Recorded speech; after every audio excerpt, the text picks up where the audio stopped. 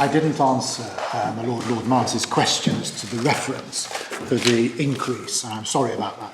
It's at page 277 of the exhibits bundle, the part 2 of the appendix.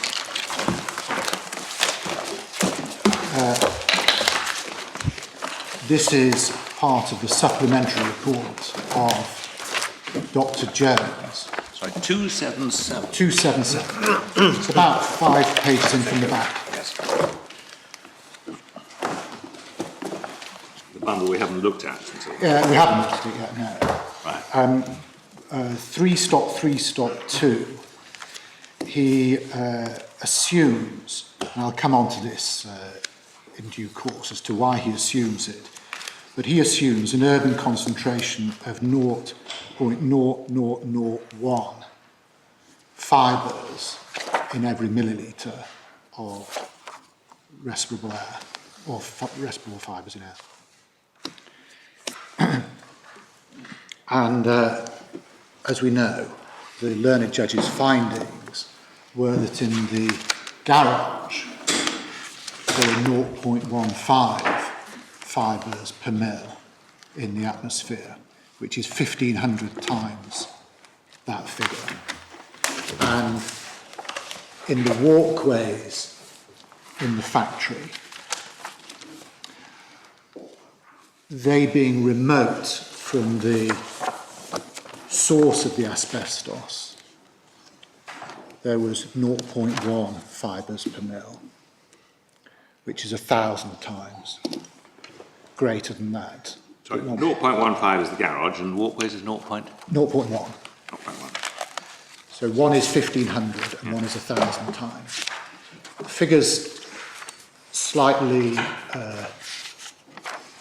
they don't tell the full story, of course, because depending on who's right, tricetyl is either half as potent as amosite or 100th as potent as amosite.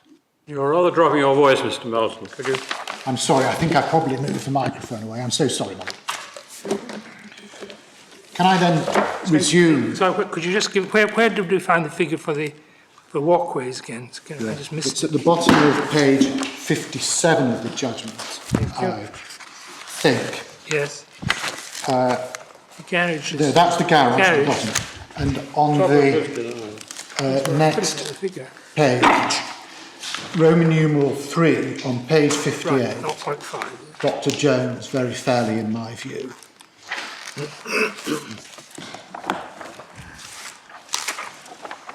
Yes. So, Yes, if I can then resume where I left off, which is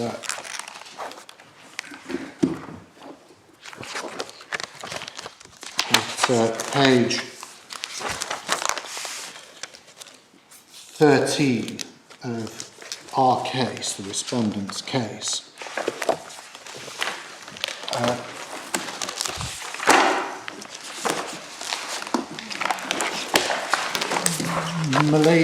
Lady Justice Smith suggested that if the appellants are right and we should look to doubling of risk, then the claimant should have a retrial because it wasn't sufficiently flagged up at an early stage.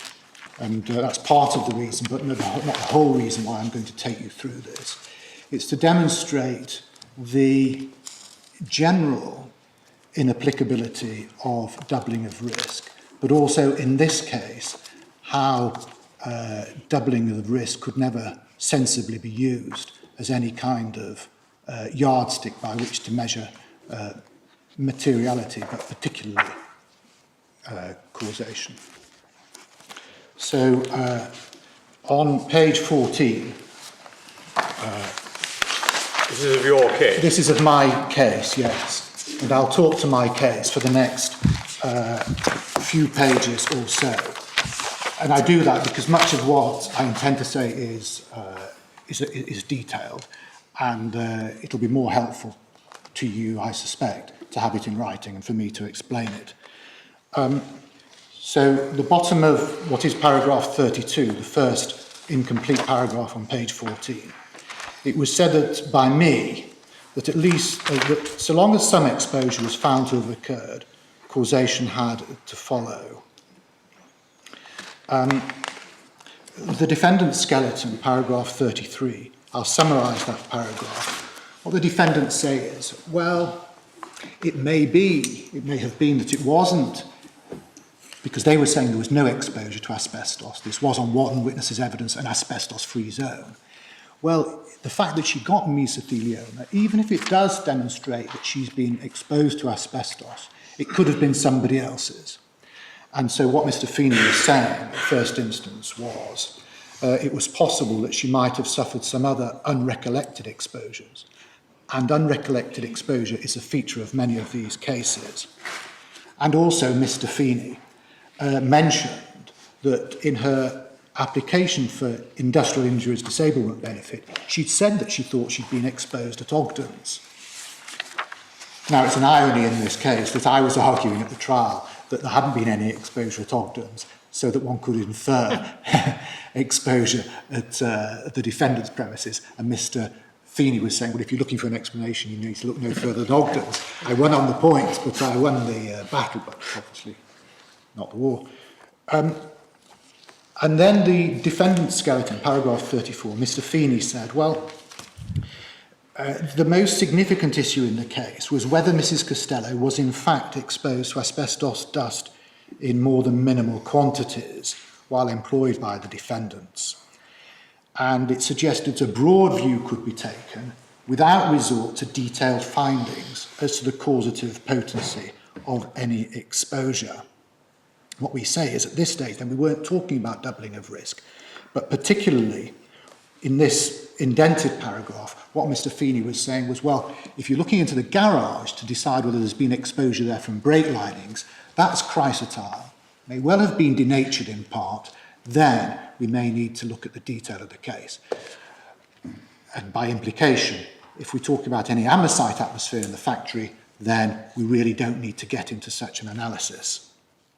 And that's what I say, in other words, at the top of paragraph 35.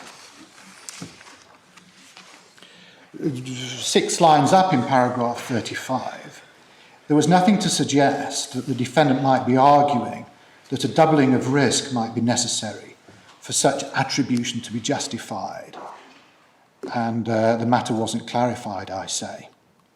So then we had, at the end of July, 2 years ago, 2 and a bit years ago, 4 days of factual evidence, witnesses for the claimant, for the defendant. And then on to the next page, and come down to paragraph 39. Dr. Jones, from the Institute of Occupational Medicine, had provided a report. There'd been a meeting of experts. Dr. Jones had suggested in his report that really date of knowledge only started in 84, but that was rejected and the judge found 65. But between the hearing of the oral evidence and the resumption of the case, when we heard expert evidence, Dr. Jones provided his further report. And I'll come on to this report in a moment. But what he'd done was he'd reached an estimate, which could only have been an illustration because it was his view, as to the circumstances and the period during which Mrs. Costello had been exposed in the factory. And a similar exercise was carried out in relation to her potential exposure in the garage where her husband worked. And what he sought to do was to compare the risk that her environmental exposure to asbestos posed to her, and to contrast and compare that with the risk that was posed to her health, the risk of mesothelioma resulting from her occupational exposure.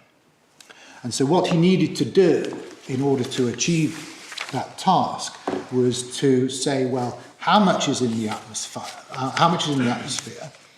and over what period would it have been inhaled, and how much was she exposed to at work, And I'll come on to, he then applies a risk model to each. And that's how we come up with our 24 and 4.39. Now, paragraph 40, I describe his report, and if we begin at page 287 of the part 2 of the appendix, the report itself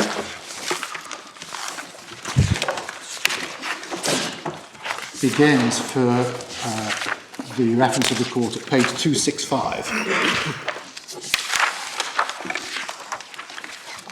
The passage to which I took my Lord Mance a few moments ago is part of this report.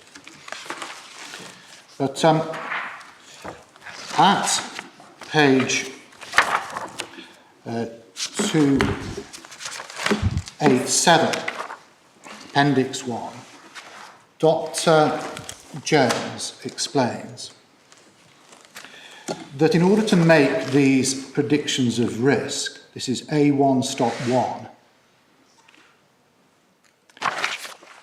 what he had done was to look at the incidence of mesothelioma in persons in the United States who had been extremely heavily exposed to asbestos, laggers. And the assumption was that that could be applied to those far less heavily exposed.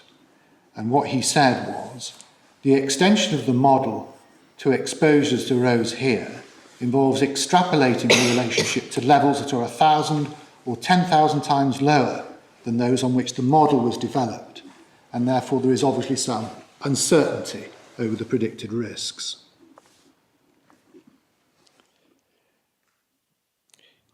Different models use different weightings for exposure concentration, exposure time, and time elapsed since first exposure. Because these models are used in the field of health and safety medicine and occupational medicine, where people are trying to predict how to keep the risk down as low as possible. And all they can do, therefore, is to model the risk based on data. And if the data changes, then, of course, the result from the model changes. And we'll come to this shortly when we look at the assumption he made in relation to the relative causative potency of chrysotile as opposed to amosite.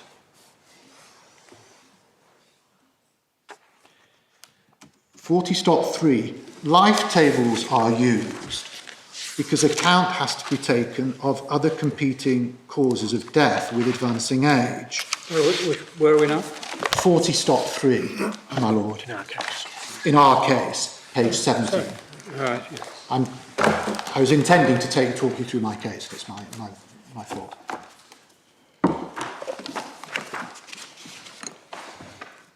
And that's the first paragraph on page 289. In other words, it's in his report in the first paragraph at 289, but I summarise it there. So what he did was to assess her risk of dying from mesothelioma until the age of 80. He stopped it at that age. As we know, she contracted her mesothelioma at 73.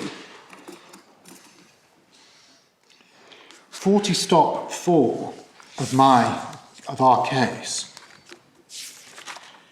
He said, and the references at it is on page 290, but I accurately summarise it at 40.4. The value of mesothelioma risk per unit of asbestos exposure varies. And I can summarise it for the court by saying that he took amosite as being twice as dangerous as chrysotile, but others, Hodgson and Darnton from the HSE amongst them, take it as being 100 times more potent.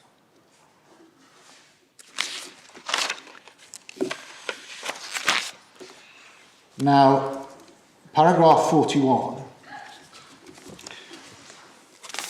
Dr. Jones predicted the lifetime risk as a result of occupational, I beg your pardon, as a result of occupational exposure as 0.8 per million. That is to say, paragraph 41, of a cohort of 1 million persons exposed to the quantity of asbestos dust that he has assessed, less than one person, 0.8. So there have been instances of 0.8 in a million. And then he went on to calculate her predicted lifetime risk of dying of mesothelioma as the result of her environmental exposure to asbestos, assuming that such exposure began at age 10. And this he calculated at 24 per million. And this is at page, he begins the exercise at page 277. Now, in so doing, I say in my case, paragraphs 42, 1, 2, 2, and 2, 3, that he made three assumptions that cannot apply and cannot have applied to this individual case. And it's my submission that whilst these predictive risks and predictive risk models may have a place in occupational health medicine, they're a far less valuable tool, if they have any value at all, in deciding, in the case of an individual person who has got mesothelioma, whether that person probably got it because of a certain asbestos exposure. And the reasons why, in our submission, it was wrong to carry out this evaluative exercise are set out in those three paragraphs. And when we come on to his evidence in cross-examination, we'll see why. He took what he said was a typical urban concentration of asbestos fibres based on measurements made in the 70s and 80s. Well, we had no evidence about what it was in the 40s, 50s and 60s. And typical urban concentration, we have no idea whether that applies. It was a figure taken from the USA, whether it applies to Ellesmere Port or not. And it assumed that the fibres in the atmosphere were mostly amosite, mostly the far more potent fibres, whereas in fact, as we'll see shortly, he was to accept that that was a completely wrong assumption to make. But in paragraph 43, if Dr. Jones' estimations were correct, he correctly pointed out that the predicted risk from Mrs. Costello's occupational exposure would represent only a small fraction of the predicted background urban exposure risk. As it so happens, he didn't deal with doubling of risk in his report. He said that in paragraph 44 of our case, if you'd taken the Hodgson and Darnton data, then you'd have ended up with very different figures, not least because it depends on what potency you relatively ascribe to amosite on the one hand as opposed to chrysotile on the other. Paragraph 45 of our case. In the event, and this actually happened, that the learned judge should have found that the claimant was exposed to a preponderance of amosite fibres, the Hodgson and Darnton model would be likely to lead to a proportionately far higher risk of contracting mesothelioma as the result of occupational exposure. Paragraph 46 of our case. Dr. Jones described who Hodgson and Darnton are. He didn't suggest their model is preferable to his or that his was preferable to theirs. 46.2. The ability to measure asbestos fibre concentrations has improved greatly in recent years.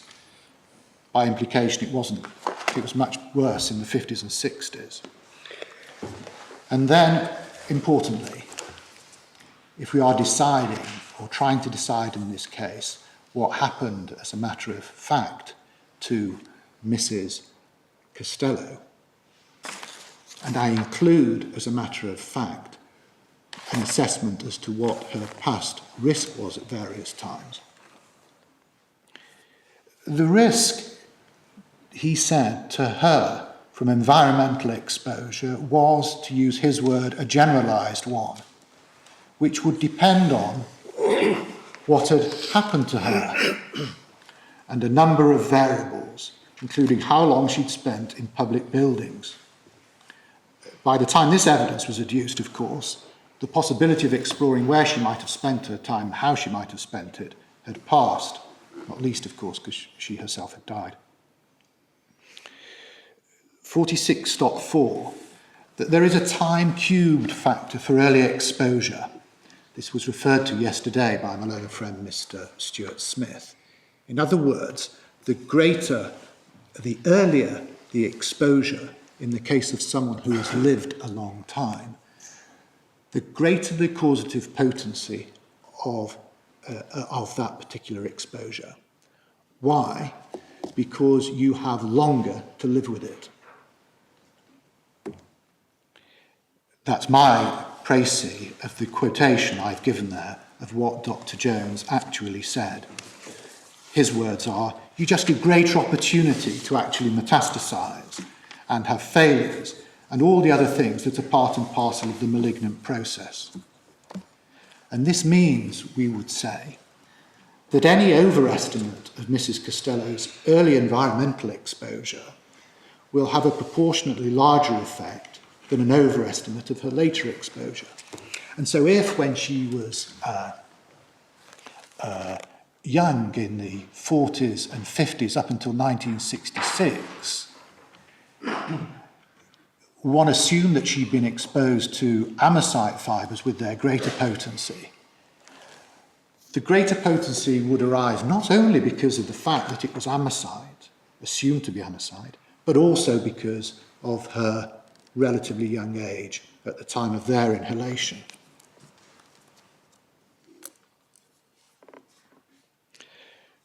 He conceded, and it's perhaps, or accepted or agreed, to be fair to Dr. Jones, who is, I know, in court today, he readily accepted that the value of the models is variable when one applies it to the past in deciding what was an individual's risk, because the material available in deciding what was the level of exposure, particularly after all these years have passed, is so difficult to interpret and to evaluate.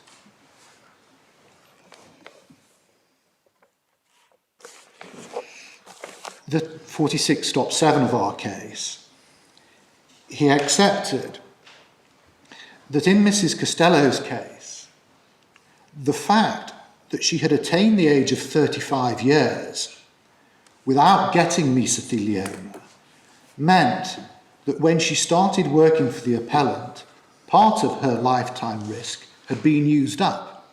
She'd survived it. And so her rest of lifetime risk of mesothelioma at the time of her first day's employment with Greif had to be less than her full lifetime risk. And the reference for that is page 189 of the transcript.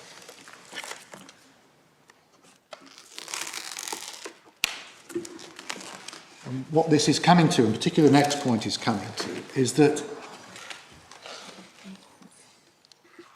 when one examined, and I didn't have the benefit of an epidemiologist, but even on the basis of a fairly simple analysis of what was going on, Dr. Jones said, well, yes, I'll say, or I will agree, her risk was actually about 10 in a million, not 24 as I'd said.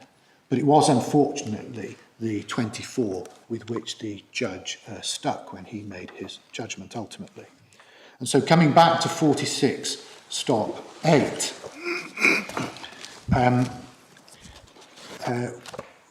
there is an important passage there. The assumptions that he made about environmental, yes, the first line of 46.8 should say environmental before asbestos. The assumptions that he made about environmental asbestos fibre concentrations were based on measurements made in the 70s and 80s, and that he said we have no idea whether those measurements are representative of concentrations in earlier years.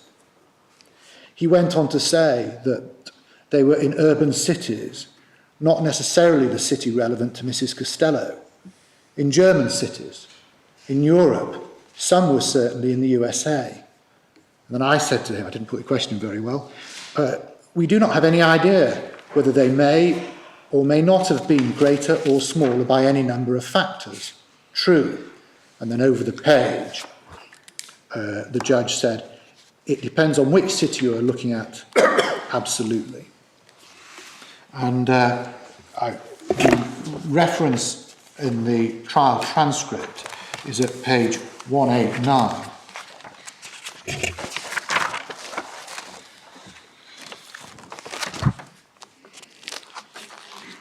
Through to 193. And of course I won't ask the Lady or my Lords to read those now, but that's for the reference. He accepted 46.9 that the modelling was based on asbestos inhaled in industrial workplaces, and agreed that the estimate may be a significant overestimate if the individuals in question went home at the end of a working day rather than, to use the judge's description, hang around in the workplace. In other words, his assumptions about the levels of concentration in urban fibres were in American office buildings. Now,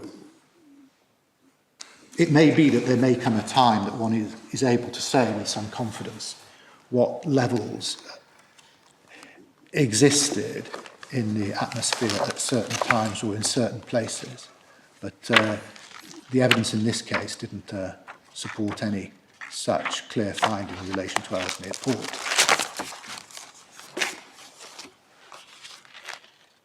46.10.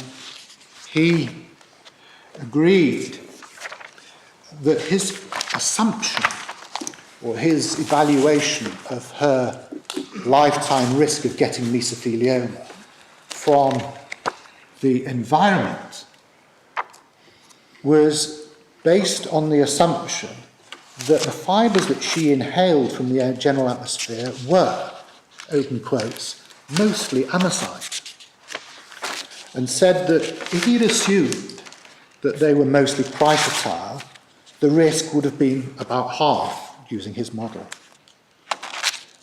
Now, even putting aside, I say, for one moment, the uncertainty about what was meant by such a vague term as mostly, Dr. Jones accepted that it would have been far fairer to assume that the atmospheric contamination was mostly from chrysotile, which would have had the effect, he accepted, on his figure at least, of halving the lifetime risk from environmental exposure down from 24 to 12 per million. When the fact that Mrs. Costello had not died by the age 35 was also factored in, Dr. Jones accepted that the risk was down to 10 in a million. And this actually ignores the fact that she got her mesothelioma at 73, not at 80. This is all, in a sense, interesting arithmetic, but the factual findings that judges at first instance are capable of making, even with well-informed experts, cannot, in our submission, support the kind of calculations or conclusions that the court was being asked to draw in this case. Your general proposition, Mr. Milton, if I may paraphrase it, is epidemiological evidence of this type, based as it must be on so many assumptions and so many imponderables, is inapt as a measure of the increase in the risk. It is. Especially when one is dealing with, as you pointed out to us, impressionistic evidence, which is the product of recollection over many years, and then the application of precise scientific formulae to that evidence is liable to produce an entirely misleading picture. It is. And the danger is, of course, that the arithmetic is so sound, but the data that goes to feed the arithmetic is not. And so one is creating a very brittle superstructure on a substructure that is, as we all know from experience of first instance cases, unreliable.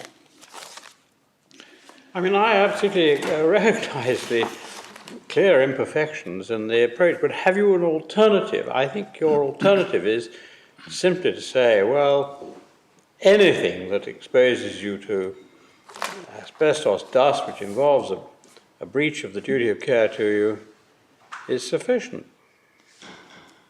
Yes, that is the dilemma for this court, as I appreciate, my lord. But one can say about many expressions frequently used in the law, that they do not answer the question. But what they do is that they enable the correct question to be put. So, for example, did the defendant take reasonable steps to avoid foreseeable injury? Well, what do you mean by reasonable? The answer is that you measure it by standards that are familiar to the layperson and identified by common sense. And in cases like this, we say that it is possible for a trial judge and is not too taxing for a trial judge to say, well, I am satisfied in this case that there has been exposure, and if it is just one fibre, one day, then the claimant won't get home on breach of duty, and so we're not going to have to trouble ourselves with causation. But I'll come on, if I may, to the specific or to the law in due course. But I do appreciate plainly my Lord Brown's question. Can I then move on to paragraph 47 of our case? There's an unfortunate typographical error, 5 lines down. It should say 10 in a million, not 1 in a million. That just summarises the point I've made already. But it was then, after that evidence had been given, paragraph 48, in written closing submissions, that Mr. Feeney explained for the first time what it had meant in its opening skeleton by the requirement that exposure be to no more than minimal quantities. Minimal, he said, was apparently intended to mean a level of exposure at or slightly above the background level for the urban population, but crucially, not at a level which would make it reasonable to attribute, on the balance of probabilities, Mrs. Costello's mesothelioma to this exposure. And so what that amounts to saying, and it's what's been echoed today really, and yesterday, is that a level of exposure is minimal unless it can be said that but for that exposure the disease would not have occurred. To which the simple response is, if we could say in relation to one exposure or another that without it the disease would not have occurred, then we wouldn't have had all the trouble over Fairchild. Because that is precisely what one can't say in the case of mesothelioma, for reasons that have been explained and I'll expand upon shortly. The defendant went on to say that its primary case was that any possible exposure should be de minimis in a way that made it impossible to evaluate and or irrelevant, but that any increase in risk that the claimant may have established would in any event be well short of the doubling of risk. And that was the first time that doubling of risk was mentioned in that way. The paragraph 51, the potential for confusion from the conflation of the but-for test and the test of de minimis is demonstrated, and I'm not going to take the court there, but safe to leave the reference there, is in that passage. Now, paragraph 54, so the bottom right-hand side of those two pages, page 23, the learned judge found, in the event crucially, that Mrs. Costello, contrary to Mr. Feeney's argument, was not exposed to asbestos when she worked, age 14, as a tobacco stripper at Ogden's Tobacco. And he found that it was possible, though unlikely, in the absence of evidence, that she had been exposed during subsequent employments. And this is the significance of the point about unrecollected exposure, because we don't know whether people may or may not at times have been exposed significantly. Because there was no, going over the page, other occupational exposure, the learned judge found, asked whether that should prevent him from applying Fairchild, and he did. In other words, if I had managed to fail to persuade, if I had failed in my attempt to persuade the judge that she was not exposed at Osborne's, I would have been better off. And that's what I say in paragraph 55. Paragraph 56. I think I dealt with this morning, but I'll come shortly onto paragraphs 57 and 58, where the judge makes his factual findings. But what I say is in paragraph 57, it should have helped our case that he found, I would say, even the 18% increase in risk, but it didn't. And what we are concerned is that the court should not, in the generality of mesothelioma cases, encourage exercises like this. We say, paragraph 58 of our case, that, well, it's impossible to say how many fibres she was exposed to, what her risk was there. 59 describes the judge's findings as to what she was exposed to. We dealt with those this morning already, some in the garage to Crisis and more from the shop floor. And paragraph 60 is another way, my Lord Phillips, of saying what the Amaker and Hamill case tells us about concentrations. As it so happens, paragraph 61, neither Dr. Jones nor the learned judge made specific findings as to Mrs. Costello's actual aggregate lifetime environmental exposure. He simply worked out what the risk was. What I say, just to pause for a moment, is that even on his findings, her risk, in fact, increased. Her lifetime risk of getting mesothelioma, looking forwards from the age of 37, I think she was, when she started in 1966, was 10 in a million. The defendant's tortious exposure increased it to 14.37 in a million.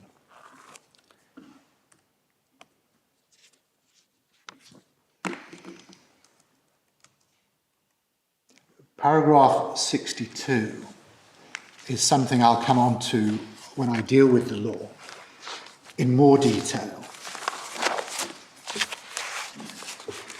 The learned judge, as the court obviously knows now, decided that the claim failed because she hadn't proved on the balance of probabilities that her work caused her mesothelioma. If the relative risk argument has any value in mesothelioma cases, and we say that it has no value and no place unless and until we have greater detail about how individuals have been exposed, then it can only be one strand in a cable. And in the case of mesothelioma, taking into account the contribution that that strand in the cable can make to the overall exercise, it's probably not a strand in which it's worth investing all the time and effort that went into it in this case. In other cases, where as a matter of principle, the court is required to decide between two competing causes, tobacco smoke or asbestos, then it may be a necessary evil. But in mesothelioma cases, I would say it's certainly evil and it's certainly unnecessary. Can I then move on to the duties which were broken by virtue of the exposure that was found? These are set out at the beginning of the learned judge's judgment, and we on this side also pay tribute to the painstaking way in which he went through this task. It's page 26 to 27 behind tab E of part 1 of the appendix.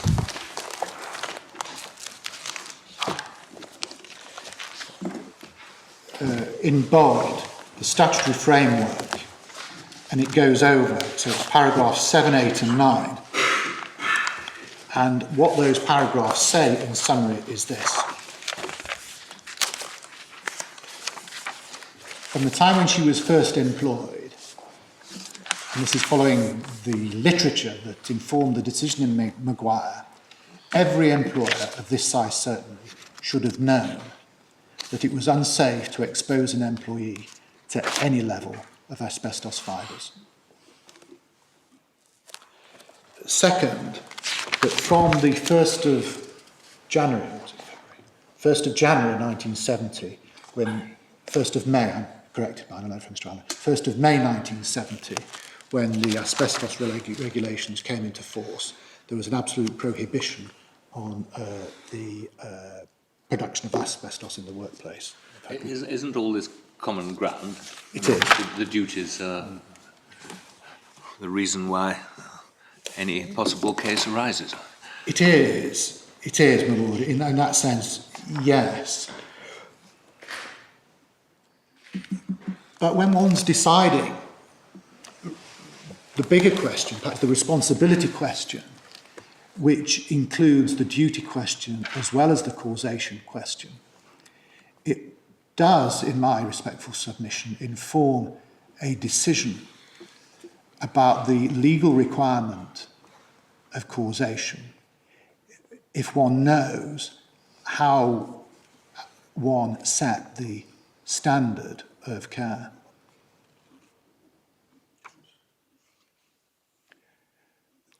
And I'll develop that, if I may, in due course, but we're learning from Lord Hoffman and Lord Bingham and Lord Roger too, all in Fairchild, said that we can't look at causation in a vacuum and we've got to look at the bigger picture, to paraphrase.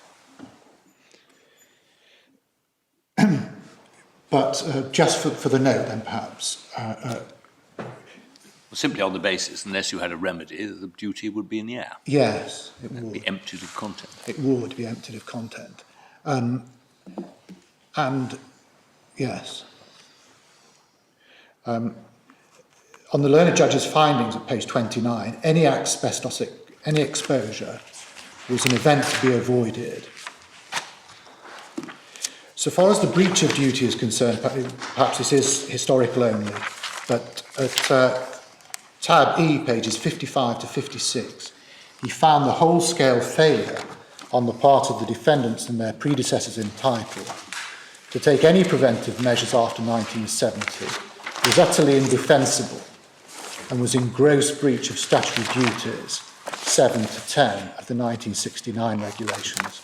That's part 1 of the appendix, E55-56. And he said, I'm also satisfied, given my findings on the My defendant. fault. Which paragraph are you reading? I'm E55 to 56 of the appendix. 51 and 52. Paragraphs 51 and 52 of the judgment that is on the Judge May.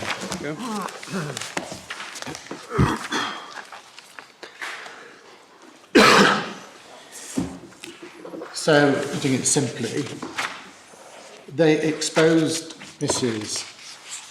Costello for 5 years to levels of chrysotile 1,500 times above ambient levels every week for 20 minutes. And for 18 years, they exposed her to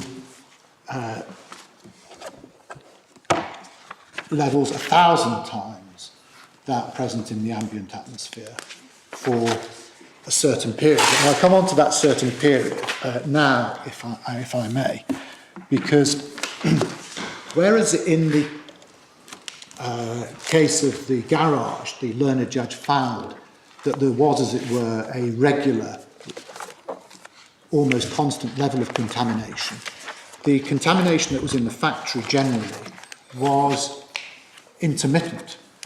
What Dr. Jones did was say, well, take into account the overhauling of these machines that took place and the breakdown of these machines that took place, I'll say 5 minutes a year was the time when there was this large concentration in the general factory floor, and you divide it by 10 because she's only walking down the walkways at the side. But the learned judge didn't find that, and this is set out on page 58 behind tab E. And the purpose I refer to that is to show how impressionistic the judge's finding was. And as I say, if he was being encouraged to do this, then he had to do it. It's 3 and 4 at the bottom of 58 and going on to 59.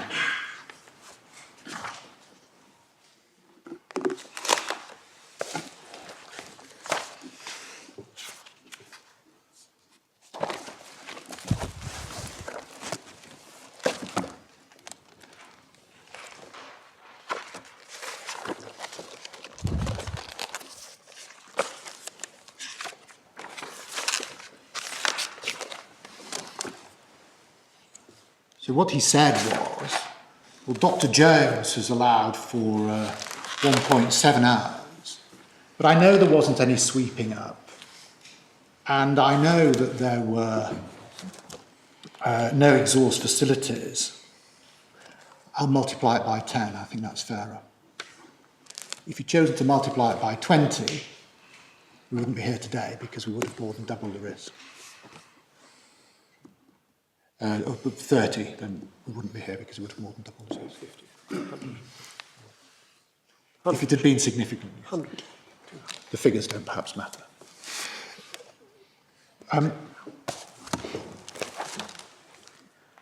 There is, for the sake of completeness only, at the back of part 2 of the appendix, a table which shows the way in which Dr. Jones had arrived at his figure. It should be the very last document, 291A.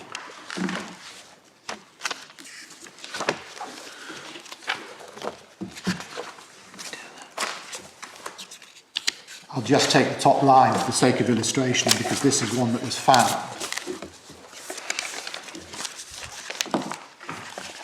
Chrysotile, exposure from visiting vehicle workshop.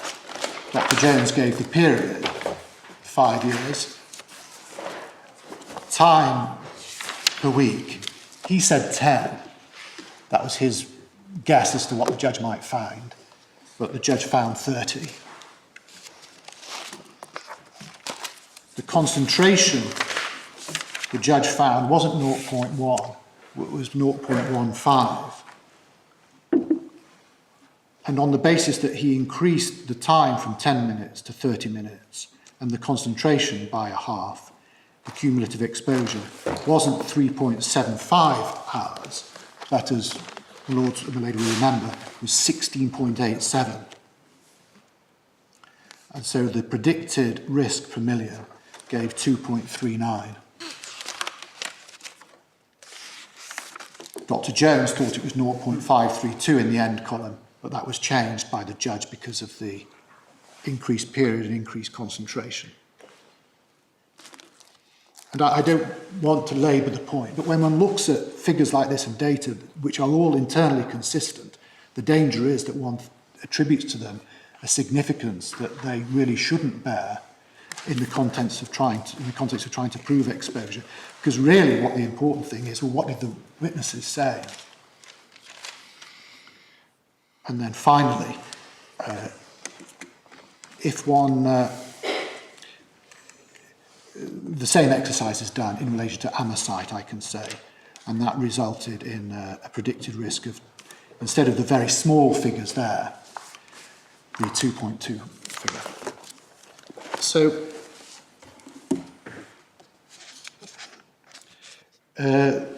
I can now, I think, move on from the way in which the case was done in the first instance.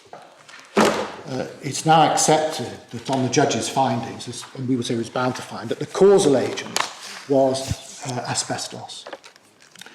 And that was a necessary finding in a mesothelioma case. Unless one can prove that asbestos is the cause, then one will not succeed in establishing liability.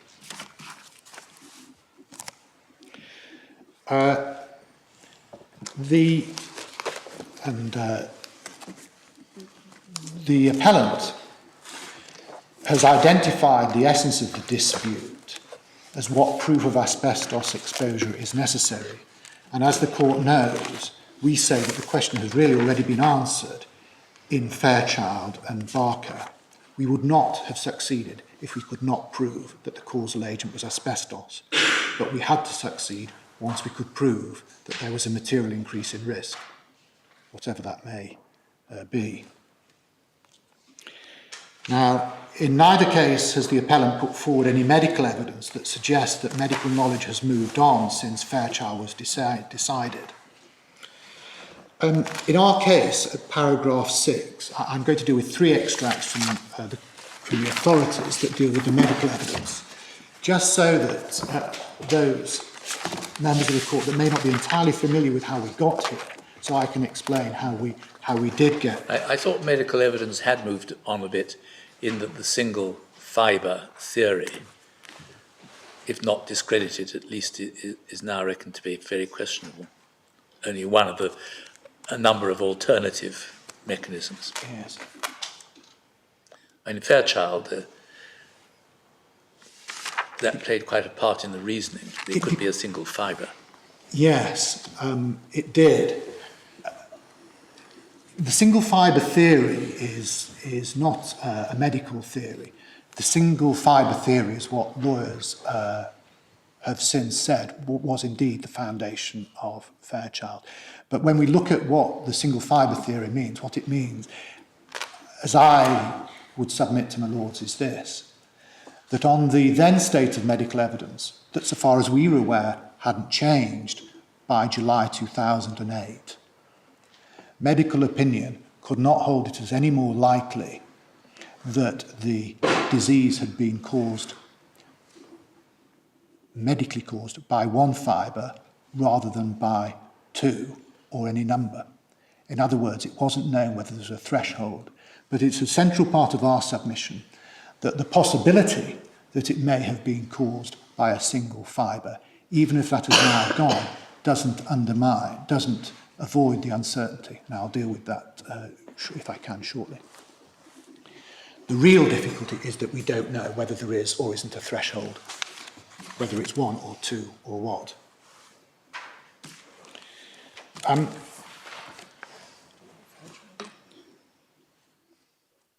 Yes, if I can come to paragraph 6 of in our case, which quotes Lord Bingham in Fairchild.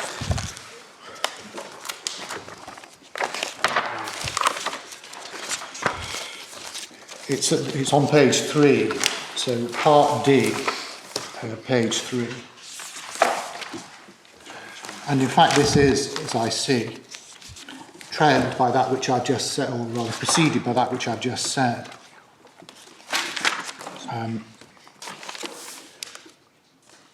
The fact remains that we do not know whether there is a threshold dose or whether the dose is set at 2, 5, 10 or 10,000 fibres.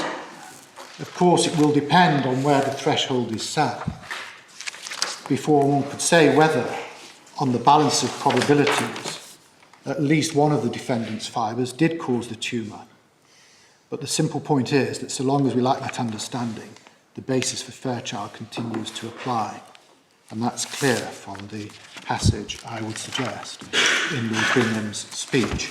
And what I would highlight is the passage that begins on the next page.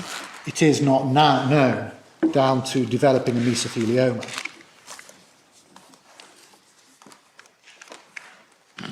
And the passage that says the condition may be caused by a single fibre or a few fibres or many fibres.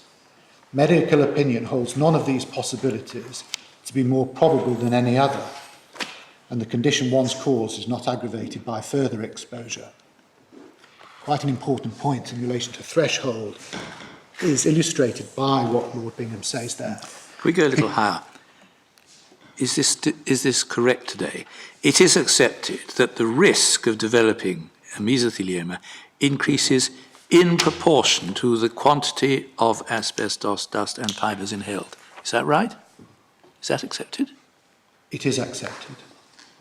So there's a straight correlation. The more you inhale, the greater the risk. The more you have inhaled by the time you get it, the more one can say your risk has increased.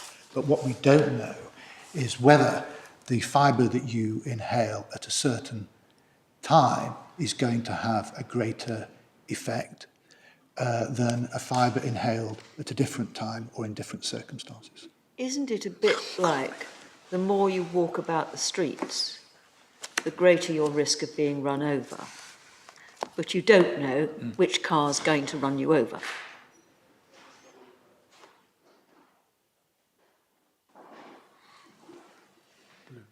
Car or cars, isn't that? Yeah, I'm just trying to That's make, the situation, yes. isn't it? I think it is. I mean, I haven't thought about it that way before, but that is what... I'm a simple soul. I think of things No. in simple terms. It helps. Yeah, I'm not seeking, I do apologise, Mary, to overcomplicate things, nor... I'm not suggesting you are, Mr. Rose. It Sorry. just helps me to Yes. think about it.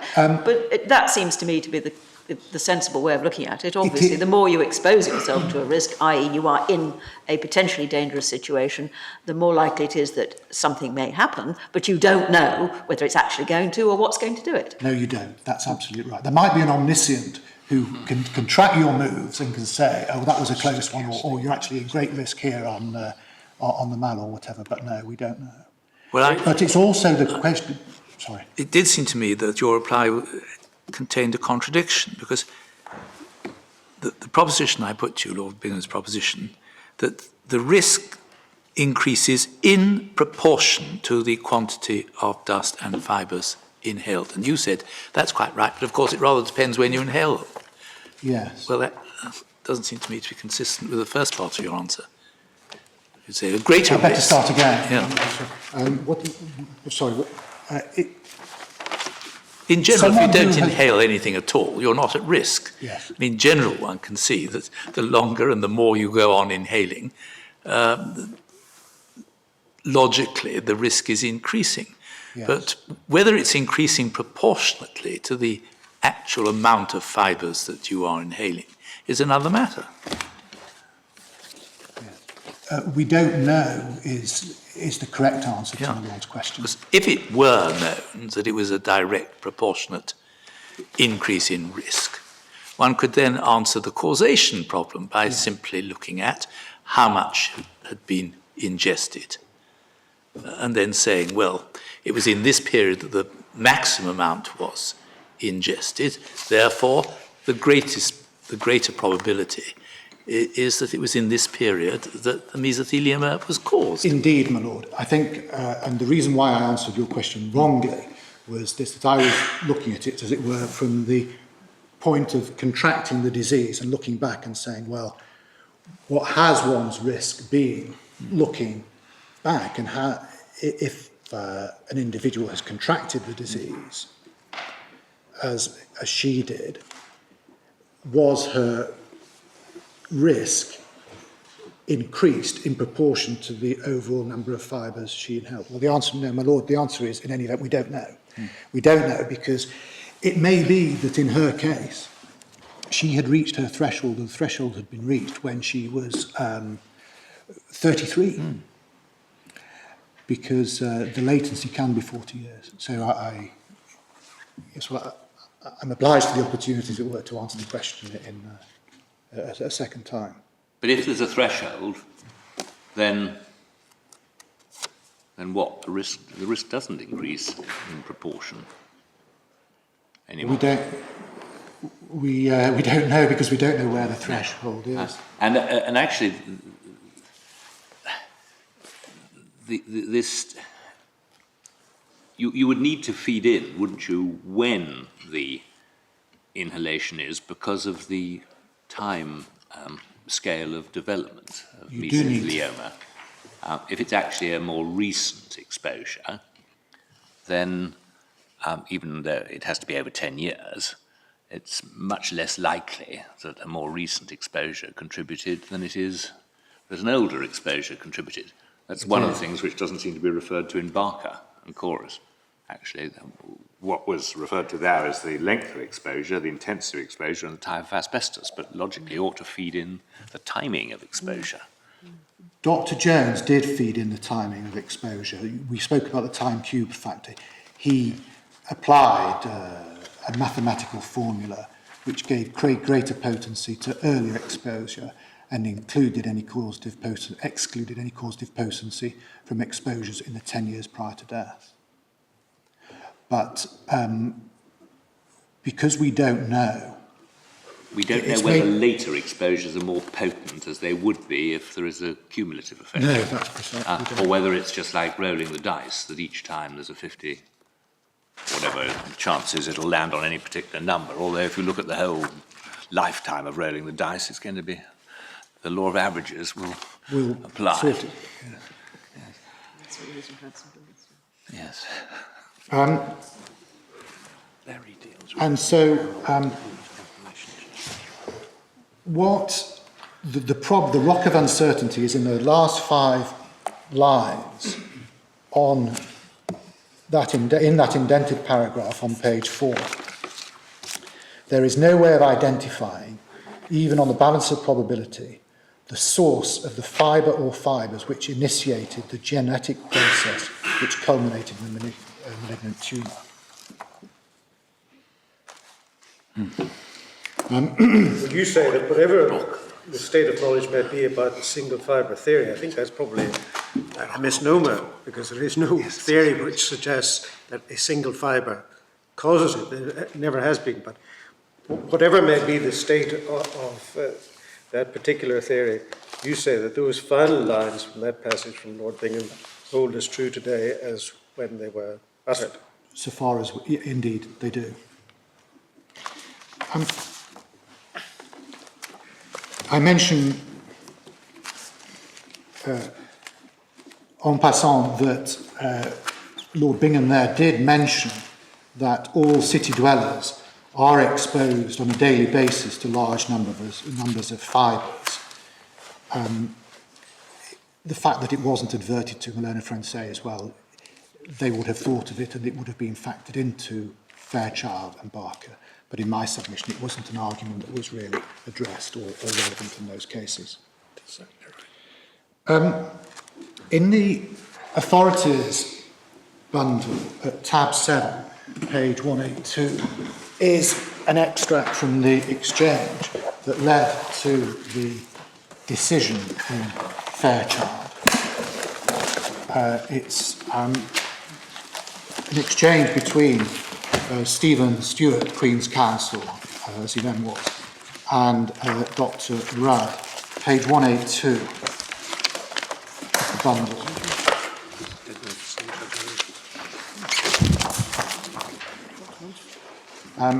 This is in the speech of Lord Hutton.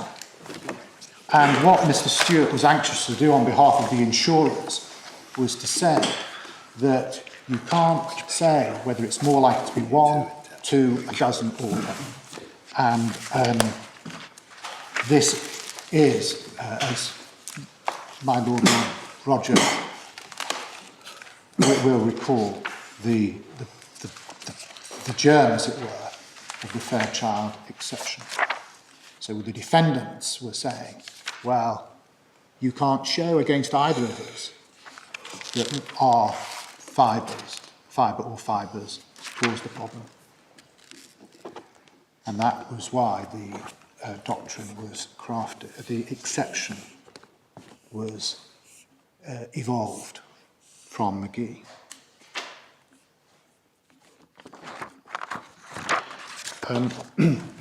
What I say in paragraph 11 of our case is that there's no evidence before the court as to whether the single fibre theory has or has not been discredited, or whatever it may mean.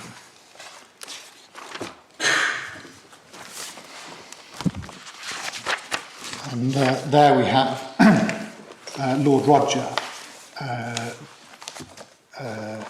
Roger's speech, quoting the judgment in the Court of Appeal. And I won't read it out, but that segment there reveals that the state of knowledge was the cause of the problem. One is as likely as the other.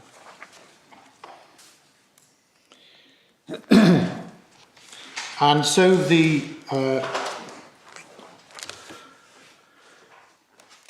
as I say in paragraph 11 of our case, Lord Roger in Fairchild said, or gives the origin of the Fairchild exception.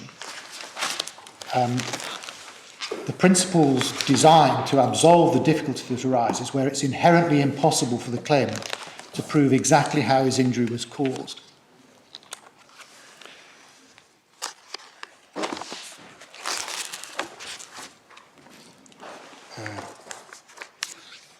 I've given the quote is from page 185 of the authorities bundle, behind tab 7. I'm so sorry, it's page 207.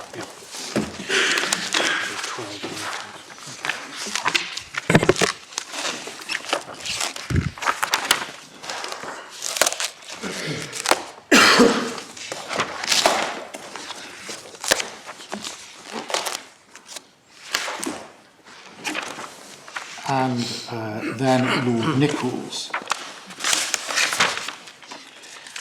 at page 159 in paragraph 2 of paragraph 42 of Fairchild.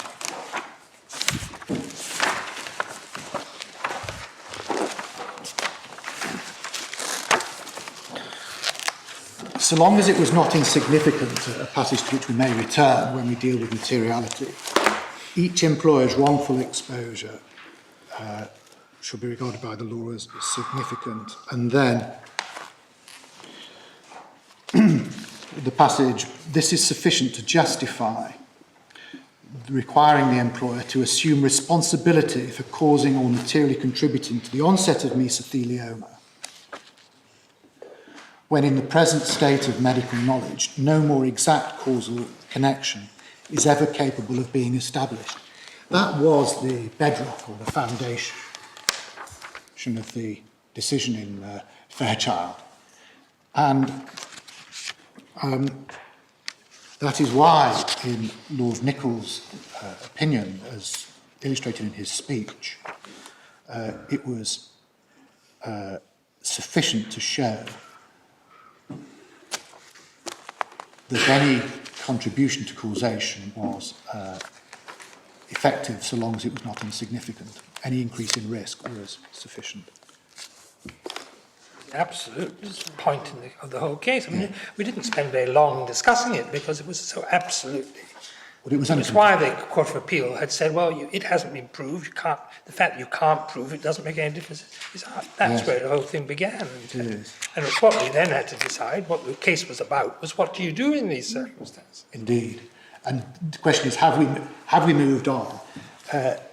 There's no evidence that we have moved on in terms of single fibre, but I won't assert that what was said then might not be said slightly differently now.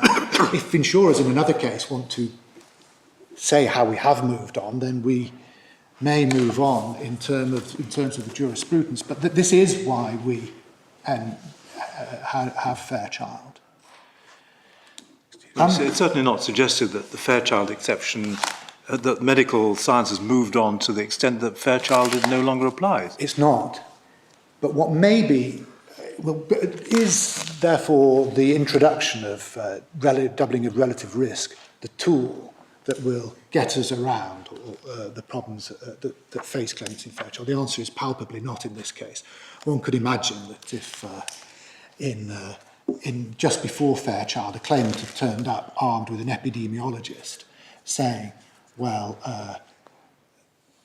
levels of this in Germany, or they were in the 70s and 80s, and will you please find that the levels are at least double in the factory, then the defendants wouldn't have had much difficulty in saying, well, it's, you'll never get home on that case. I mean, on a routine application of Fairchild, two employers, both negligent, one for 20 years, one for one. You say Fairchild says they're both liable. Yes. But I think you then say that between themselves, they divide it up. And I rather got the impression they divided it up sort of 20 to 1. I don't know how they always do it, but I know that what they do, because it's a deficient way of doing it, to say, well, how long were you time exposed basis? Exactly. You did, well, that's what they do amongst themselves. Why do they do that? I mean, It's no other way of doing it. To save time and to make it proportionate. That's what they've done for years and all sorts of contexts. Yeah. It reflects the commercial reality. I mean, if they got involved in a debate on each occasion as to the potential contribution, the litigation would be endless, or the wrangles would be endless. Yeah. So, that's as a matter of commercial reality, they break it down time exposed. But what I'm really wondering is, why, if the science can't begin to tell you which is the most likely to have been responsible, I mean, if that's the underlying thesis of the Fairchild approach as between the claimant and the defendant, why doesn't it underlie the approach as between the defendants? I mean, why are they prepared to think there's a greater liability on the part of the one who exposed him for longer? And as we've all seen, I mean, that's the underlying basis on how it was intended to work post-Barker. It's much more post-Barker than post-Fairchild. The facts of Fairchild can arise even though you can say that there's a relationship to the time of exposure or the amount of exposure and the cause, because you can have 3 individual tortfeasors, each of which exposed for 10% of the period or provided 10% of the exposure. And in that situation, you don't know which of them, you can say which of them is more likely to have done it, but you can't go beyond that and say on balance of probability any one is probably the cause. And so that was the Fairchild situation. You didn't need to postulate that you can never decide on balance of probability that one exposure is the more probable cause. But I'm bound to say I simply do not accept that that can possibly be the case.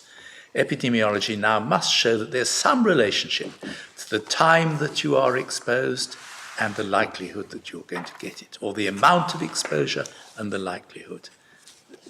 These things, I can't believe, are random. There is a relationship between the fact of exposure and the duration of exposure. If you're never exposed, you're not going to get it. Yes. if you're exposed, The longer you're exposed, the more the more likely you likely are to get it. it. The more you ingest, the more likely you are to get it. Once you accept those two facts, it must be possible, broadly, in some situations at least, to postulate that A is much more likely to be the cause than B, because A lasted 20 years and B lasted 3 weeks. But the problem, my lord, just imagine that we didn't know. The one thing that we do seem to know about mesothelioma is that you can ignore exposures occurring within the last 8 years. Yes. Well, that helps us to refine the thing down a bit. It does in fact, but Yeah. what we don't know from the epidemiology or otherwise, so far as I'm aware, is whether, and the best example perhaps is that which is quite pertinent in this case is, are you more likely to get a mesothelioma if on one day you inhale 1,000 fibres, or if over the course of 1,000 days you inhale one fibre? And I I can't. just thought there might be some statistical or epidemiological evidence about this. We know only 1 in a million contract mesothelioma idiopathically or from the ambient atmosphere. But the difficulty is that we don't because of the unrecollected exposure.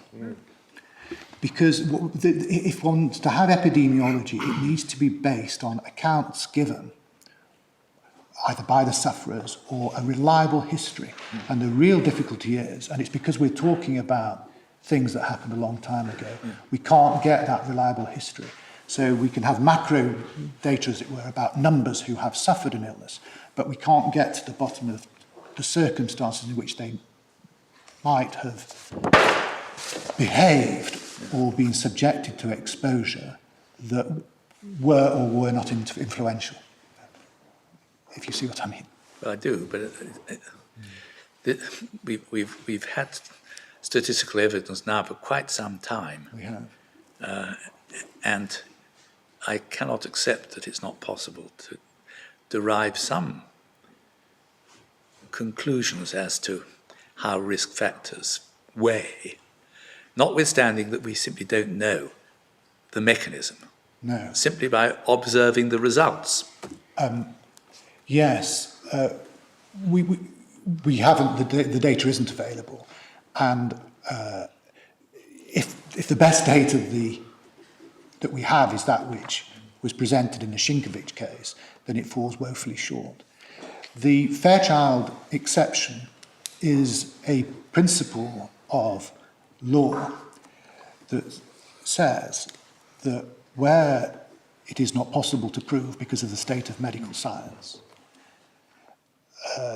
causation, what I will call factual causation, then the law requires only that a claimant proves that the defendant's tortious conduct increased the risk. An awful lot of experts have been wasting an awful lot of time working out the amount of exposure in different circumstances when the only question is, was there some exposure or not, if this is right? Well, we don't know. They may say that you are more likely to get it. I mean, it's a statement to the obvious, really, to say that the more you're exposed, the more likely you are to get it. But until we have evidence that suggests a threshold, for example, or suggests that in the case of an individual, that person got it because she inhaled X thousand fibres and wouldn't have got it unless she inhaled 200, then we are no further advanced than we were in Fairchild.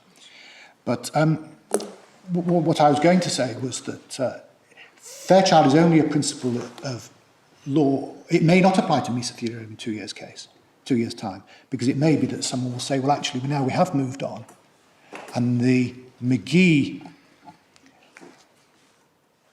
principle and the Fairchild exception no longer apply to mesothelioma. And it may be that in 5 years. I mean, unless the scientists come up with something wonderful, it would presumably invite a great deal more expert evidence in these cases if one were asked to judge whether it was more probable than not that one exposure had caused the mesothelioma than the other. Indeed. I mean, I don't know how far this case was an exception because of the small exposures in issue. It may be that the sort of evidence that was called in this case is rather unusual. Yes, well, as you saw from the way the trial evolved, my case was there were these incidents when there was very substantial quantities of asbestos in the factory. She got mesothelioma. It was a very small chance. Put two and two together, as it were, and you can infer causation. Because people can't be expected to remember what happened 40 years ago, because she must have been passing close by. The defendants argued against that, said no. The judge found no. He says, I'm going to make specific findings about what actually happened and then go on to the risk. That is the... this is the only case, so far as I'm aware, in which anyone has ever suggested that doubling of relative risk, comparing exposure in one place as opposed to another, was used. And it only came as a... I wouldn't say it was an afterthought, but of course, I've already taken to you how it appeared in the case. So to begin with, we thought we were facing a case, well, either there was or wasn't exposure. You might need to look at it in a bit of detail if it's only the triacetyle in the garage. Everything else will just be taken as read. Who were the evidence in this case was... The expert evidence consisted of... It was Mr. Taylor, who's a heating engineer for the claimant, gave evidence as to what is likely to have happened in certain circumstances when boilers were involved. Yes. And he also gave some evidence about likely levels. Yes. But on the other hand, Dr. Jones was the... Yes, the judge refers to both, yes. He was the scientist. He was a scientist. Yes.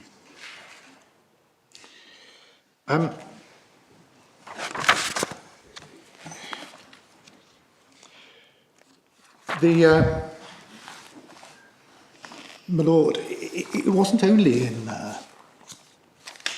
Fairchild that perhaps carefully crafted questions of an expert led to a decision, because in fact something very similar had happened in McGee, and it's behind tab 14, pages 424.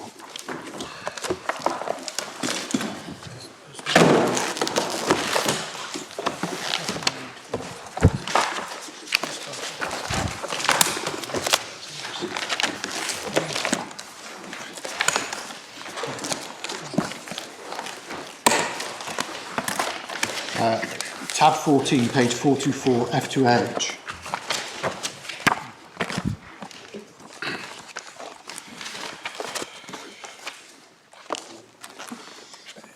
This was the problem that Lord Reid faced. In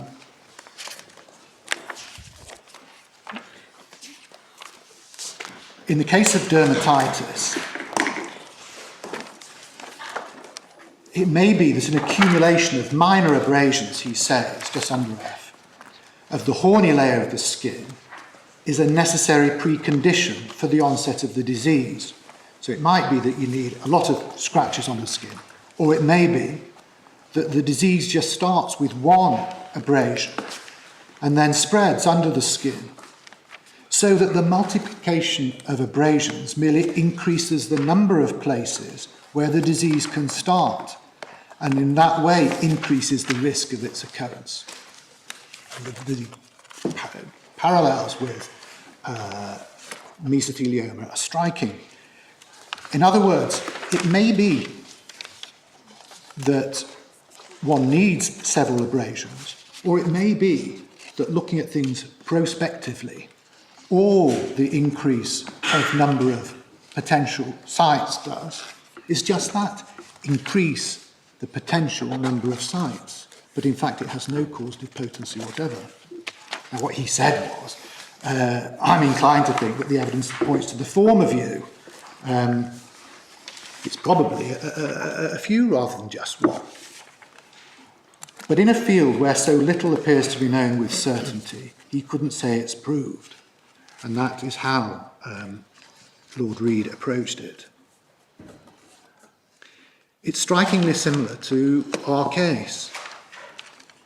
It may be that there is a threshold number of abrasions for dermatitis that is the necessary precondition before you get it. It may be that in some people it is, and it may be that in others there isn't.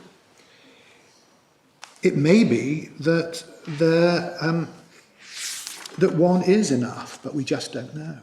And that is the source of the, or I beg your pardon, a second source of the Fairchild exception.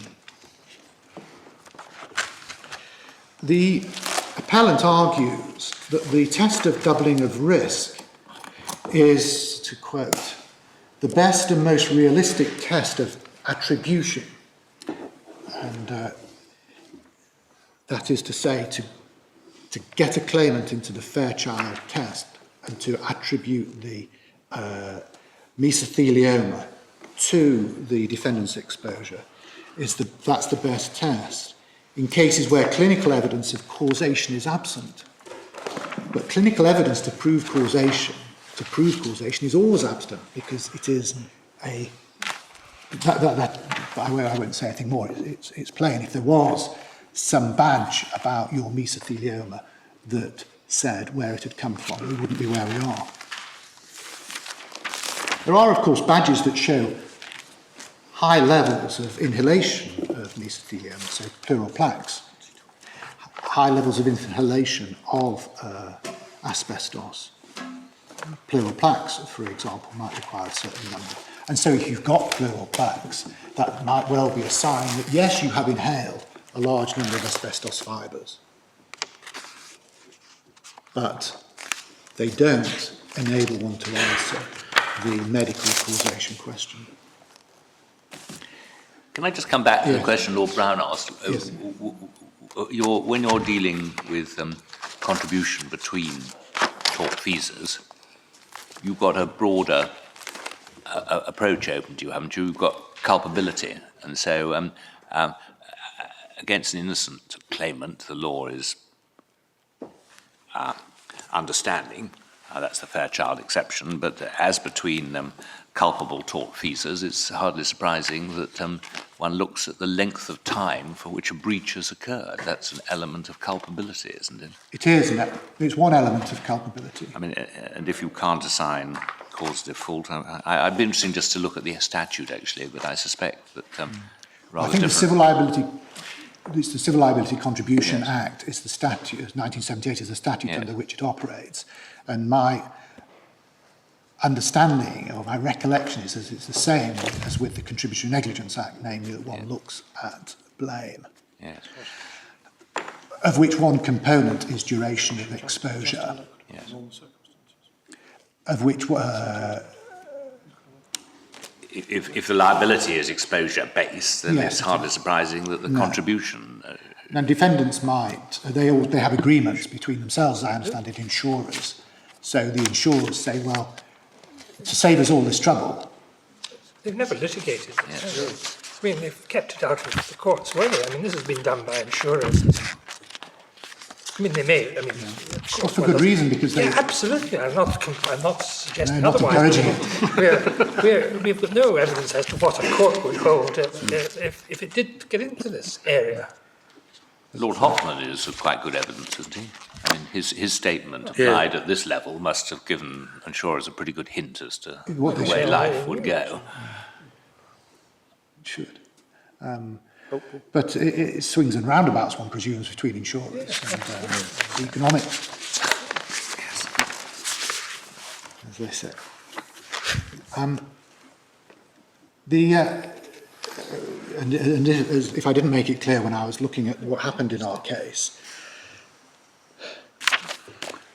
when one is looking at a very large picture with a very large cohort of sufferers from a condition, very significantly exposed, with good evidence of exposure, then one may look at doubling of risk, because But when one is dealing with small exposures, then one error, one way or the other, could have a dramatic effect on doubling of risk. And the easiest example I can come up with is if the judge had said, instead of that Mrs. Costello was in the pathways for 20 minutes a day, if he'd said 40 minutes a day, or if he said that she was 5 metres closer or whatever it may be. There was no direct evidence as to how close or how far away she was from these things, because no one could remember, and no one had it in mind that these machines that were there lagged with asbestos had any danger attaching to them at all, because it was only in 1985 that this large multinational company appreciated that asbestos was potentially dangerous. Can I then move on to why we say that even if the evidence were good and the data were good, the doubling of relative risk argument can't, in mesothelioma cases, be used? And this is the epidemiology or statistics point that troubles, if I may say so, Lord Phillips. What we say is that the doubling of relative risk argument cannot, in mesothelioma cases, be used cogently to determine whether the absence of any one or more sources of the same carcinogen would have avoided a claimant suffering the illness in question. This is a direct quote, in fact, from paragraph 5 of our case. This is because the causal mechanism for mesothelioma isn't known.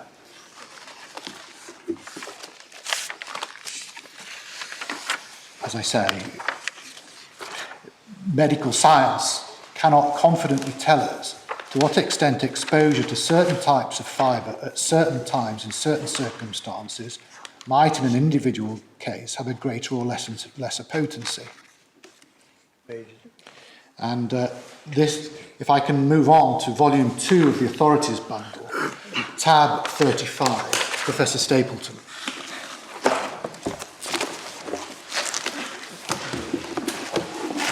Page 995.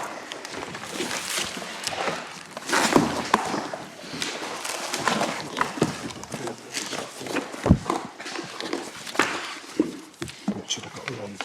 I'll just get it from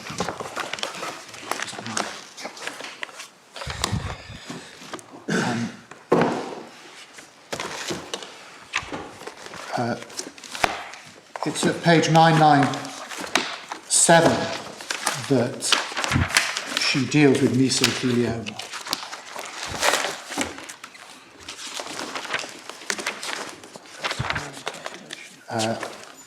And she describes the medical consensus at the bottom of that page. And then, 3 lines down, she says that the evidentiary gap needn't be a barrier. Sorry, where are you reading from? I'm reading from page 998. 998. Sorry, 3 lines down or 4 lines down. Thank you.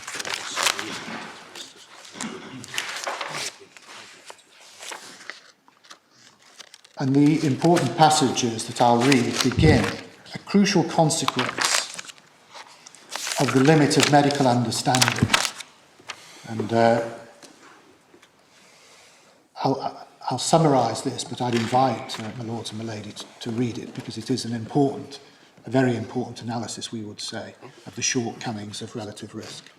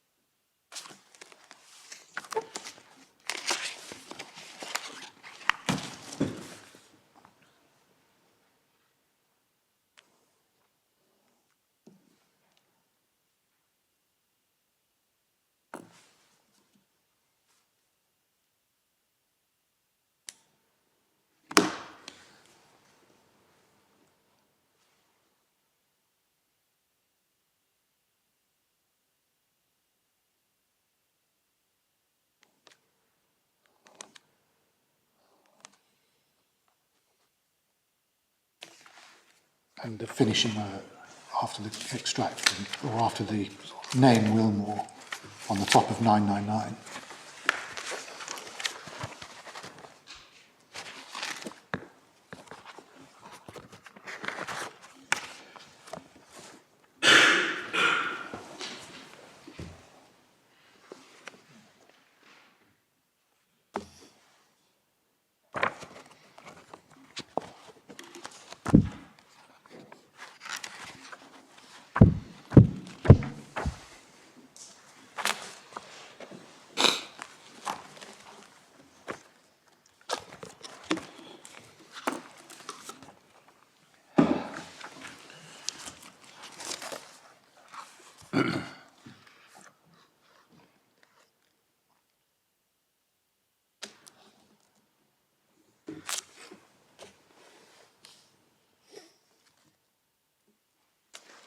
And she deals with the Australian case of the marker on the next page. A little paragraph. She does. What she there's a yes, she does. It's beginning.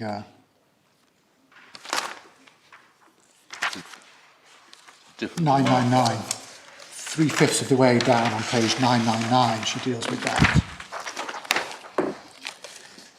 What she does is to say, when we looked at the case yesterday of Hannell, she says, well, it's far better to be open about this and to be transparent rather than to create fairness for claimants by medical fiction.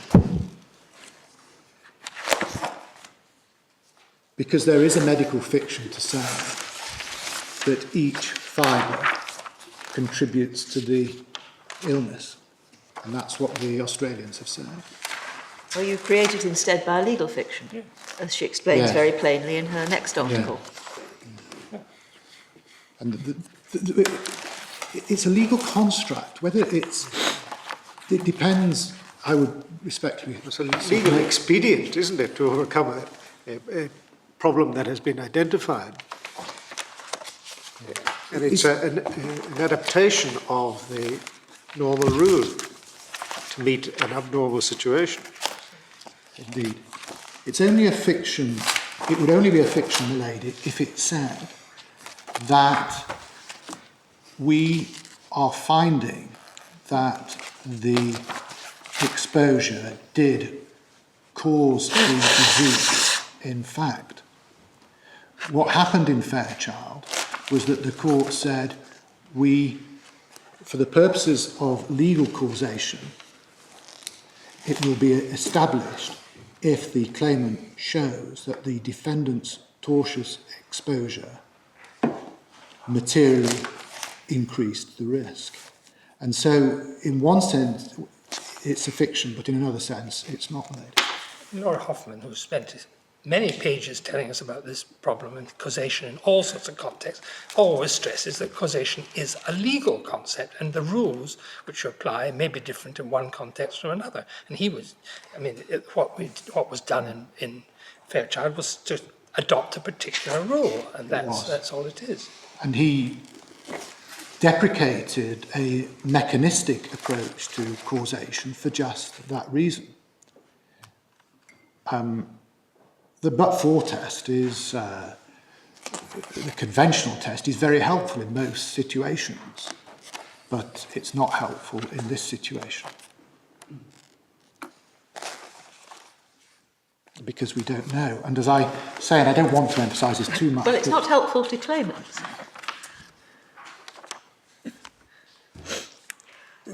I'm so sorry. It could be very helpful to defendants. It's an observation. The but-for test. Yeah. Yes. But sometimes it's over-inclusionary, as has been often said. Sometimes it's over-exclusionary. But it's not a bad working tool. And what I would say is that what we need in mesothelioma cases is to continue to use the not bad working tool that we have, which is that which follows Fairchild. As I'll take my lords and my lady to cases where recently claimants have failed to establish a breach of duty, lest anyone were to think that there's an unlevel playing field.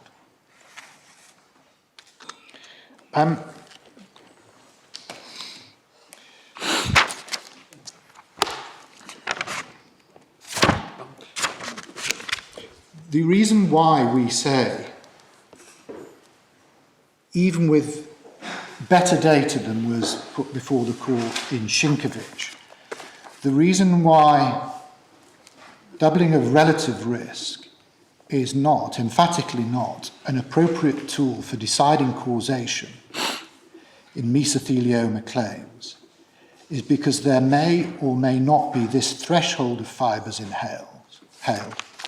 And if there is a threshold, we do not know what it is or how or when it operates.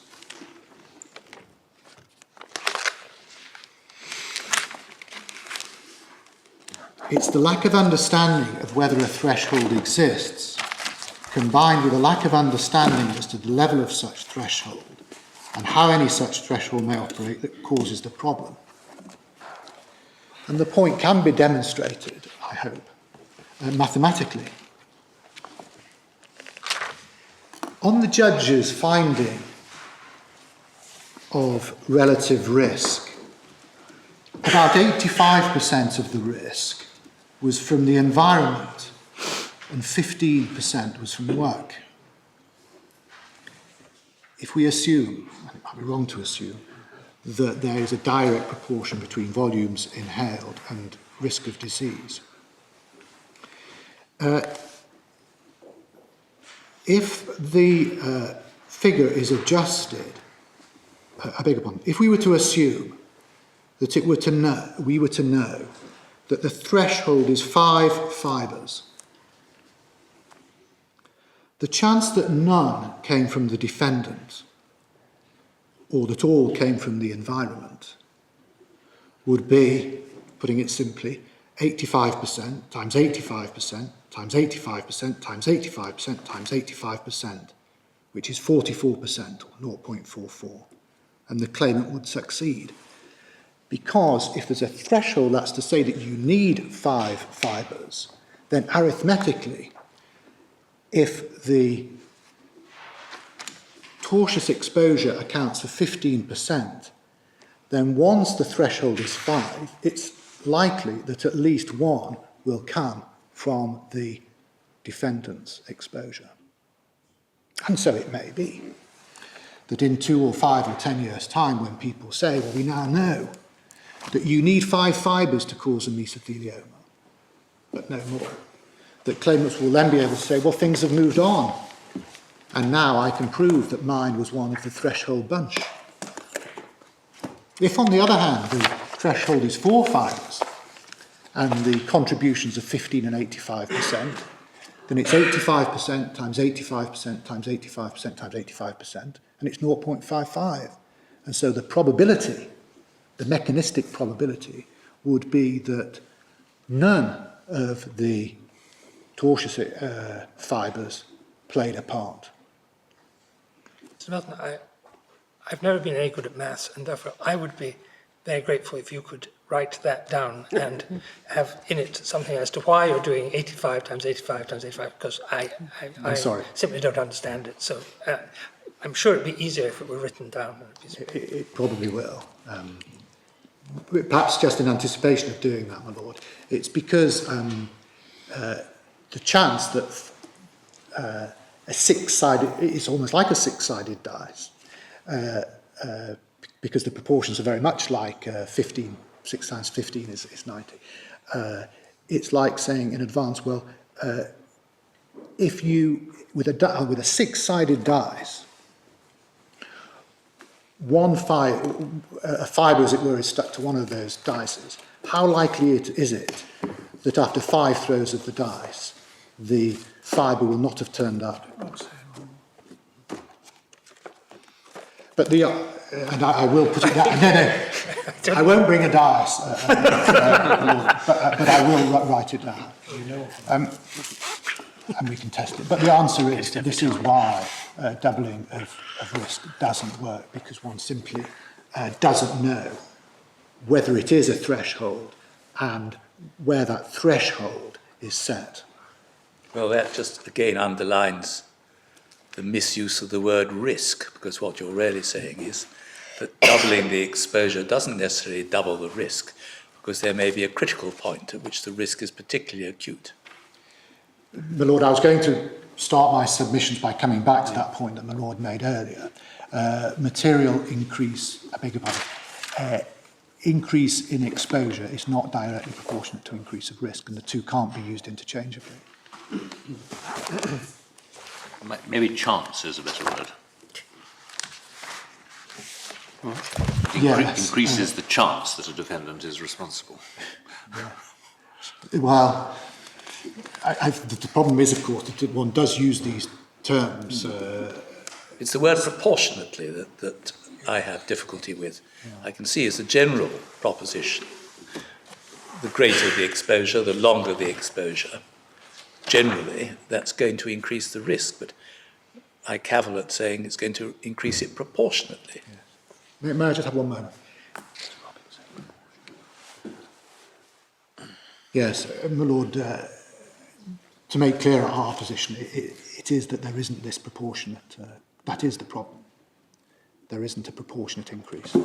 If they went up side by side, as it were, or proportionate, then the position would be different.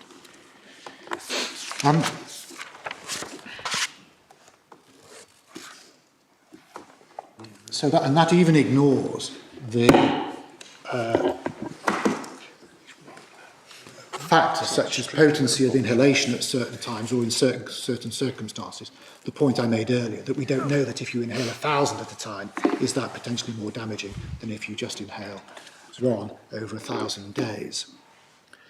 And it's for that reason we say, this is actually set out in summary in paragraph 6 of our case, that there can be no principal distinction between a single employer case and a multiple employer case. Lord Bingham's rock of uncertainty obstructs both. Writing in the Cambridge Law Journal, Janet O'Sullivan wrote, "It was no less impossible for the claimant to show whether Mrs. Costello's mesothelioma resulted from the fibres inhaled at work or in the streets of Ellesmere Port than it is for someone employed by successive employers to prove the source of the fatal fibre." For this reason, that's tab 33, page 917 for the reference.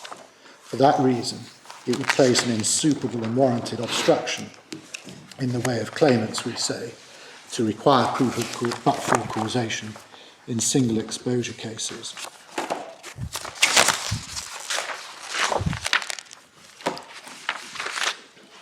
In cases where there are only two defendants and the evidence was that one had subjected a claimant to a far higher number of fibres than had the other, Mr. Stuart Smith concedes that because of the theory of randomness, the doubling of risk pool would not enable a claimant to say that that defendant had exposed the claimant to a bigger bond, that that defendant had probably caused the mesothelioma. That, he says, is for arithmetical reasons that he doesn't fathom, and I may say that I don't either. But there's a more important reason why it can't be proved in mesothelioma, and why mesothelioma cases therefore apply a fortiori. That's to say that in the case of mesothelioma, so much is medically unknown. And once that is agreed or established as it is, it doesn't matter if, for two employers, one says one environmental source and one occupational source. Where is Matthews? As a matter of We interest? haven't got Matthews, have we? No, Matthews was one of the first instance cases in Fairchild. I'm sorry, I've got a transcript of Matthews here. I see. In fact, That's one of the Fairchild it's one of the Fairchild cases, yes. Thank you. But if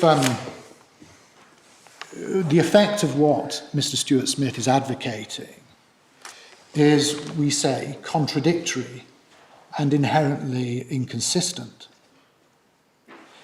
He says that doubling of relative risk is available as a tool to prove that a mesothelioma is attributable to a specific exposure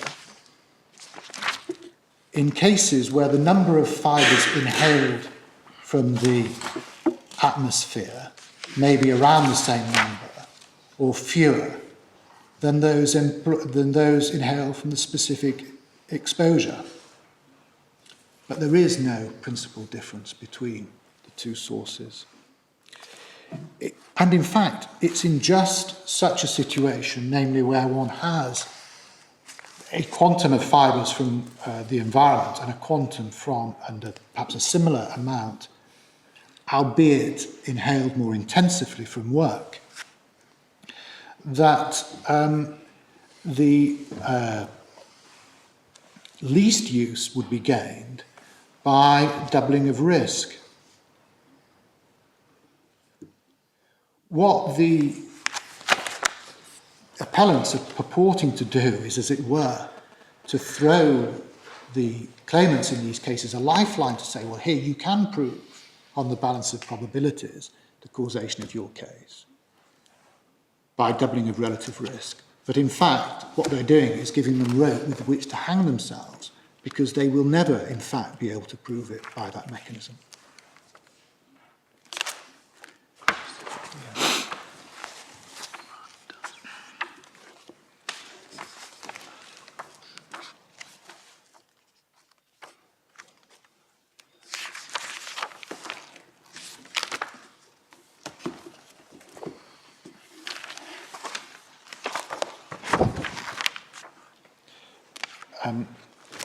It's this inability to identify the guilty fibre or fibres that creates the rock of uncertainty. In Fairchild, the Court of Appeal had attached some importance to the fact that in McGee, the only possible source of the dust was the National Coal Board's kiln, because Mr. McGee was exposed in the kiln from Thursday to Friday, but then cycled home and got sweaty on the Monday.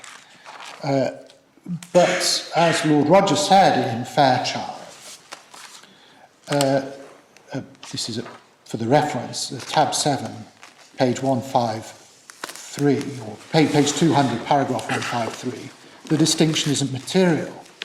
In fact, the current case is perhaps closer to McGee than Fairchild was, because the only other potential in the exposure in McGee was non-tortious, just as the only other potential exposure here is non-tortious. Lord Roger stated, behind tab 7, paragraph 153, is it, Richard? Yes, 153 at the bottom of page 200.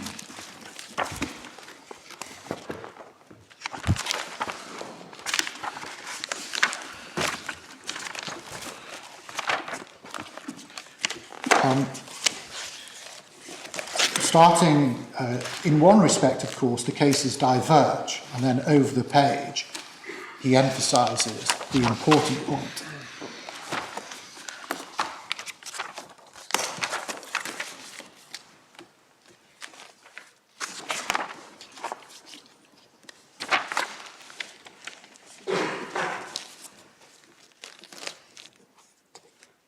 That is, with respect, the important point.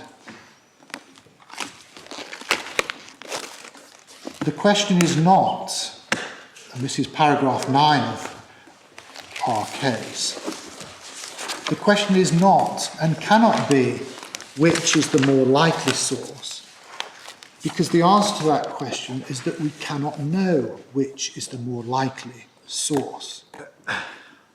Because the question, I suppose, has to be source of what? Source of the single fibre, source of the last fibre, source of one fibre contributing to the threshold. We don't know. Yes, well, Mr. Melton, my theme has been you don't need to know how it works if by epidemiological study you can produce epidemiological evidence that indicates which set of circumstances is more likely to produce mesothelioma. What I'm wondering is whether the work has ever been done.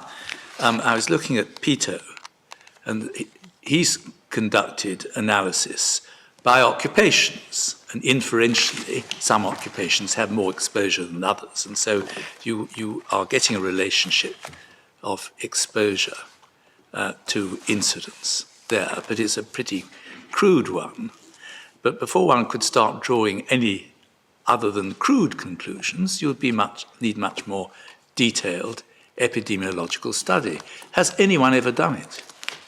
Not so far as I'm aware, my lord. And one reason why it may not have been done is because the crudeness of the Pito study is probably a product of the crudeness or rawness of the data available. So, for example, Pito assumes, when looking at occupational risk, that office workers are never exposed to asbestos. And so their risk is zero, as it were. It's very difficult without the data available, my lord, and it's the unrecollected exposure, idiopathic problem that causes the difficulty. But I'll make further inquiries. I think that one of the difficulties is that, as far as I know in these studies, one of the things you've got to do is actually to trace them through. The only reliable thing is if you actually ask people about it before they develop the disease, because once they develop the disease, everybody agrees that their evidence as to what they were doing and so on is almost necessarily doubtful. So what you have to do is you actually have to follow them through their working lives and ask them about their exposure and so on, so that at the end of the thing, you then have the data, and then you get that takes years and years and years. And that is why I suspect that in this kind of case, you don't actually find epidemiological evidence, because it's so difficult actually to get reliable. Well, classically, epidemiology depends on the collection of contemporary data, not on historic recollection, with all the inbuilt imponderables that necessarily involves. And that's why, presumably, you say its validity can't really be tested in this particular context. It is. If we were to carry out a prospective study with people knowing what they had to focus on, and we knew how they ended up, then we would get better data. The problem is, as my Lord Kerr says, that we don't have the data. And as I mentioned an hour or so ago, one of the reasons why we don't have the data is that people just weren't thinking about it. You could ask 10 Mrs. Costellos. She said, "Was you ever exposed to asbestos?" She didn't think she had been. Peter states, and it's a horrifying statement, that the latest HSE projection is that 1 in 170 of all British men born in the 1940s will die of mesothelioma. I'd be interested to know on what basis that prediction has been made. Well, I'll try and assist you. Yes. Very well. On that note, we'll adjourn. You've cheered us up a lot, haven't you?